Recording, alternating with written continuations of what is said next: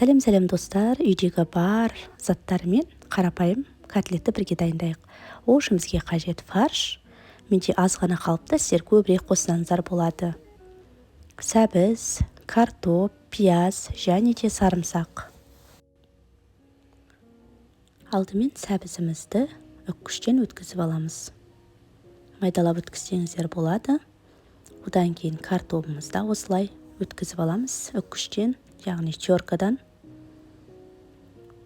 Кейін пиязымызды майдалап турап аламыз.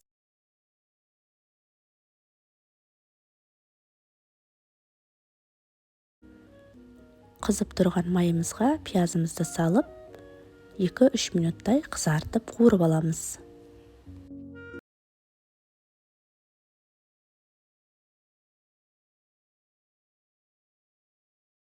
Қуырылған пиязды салмамыздың үстіне салып, үстінен сарымсақты үккіштен өткізіп, қажетінше дәмдеуіштерді қосамыз. Бізге қажет паприка, тұз, қара бұрыш, басқа да дәмдеуіштер өз қалауларыңыз бойынша қоссаңыздар болады.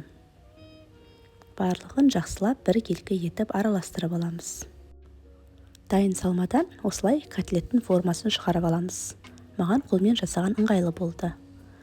Фаршым аз болып қалды деп едім, жоқ, бастары бірігіп, жақсы болып шықты.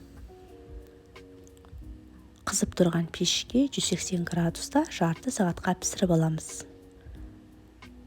Котлетіміз піскенше картошканы да осылай суға қойып қоямыз.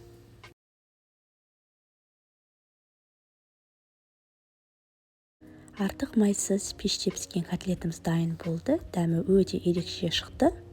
Сіздер де жасап көріңіздер, ас болсын. Каналға тіркелуді ұмытпаңыздар.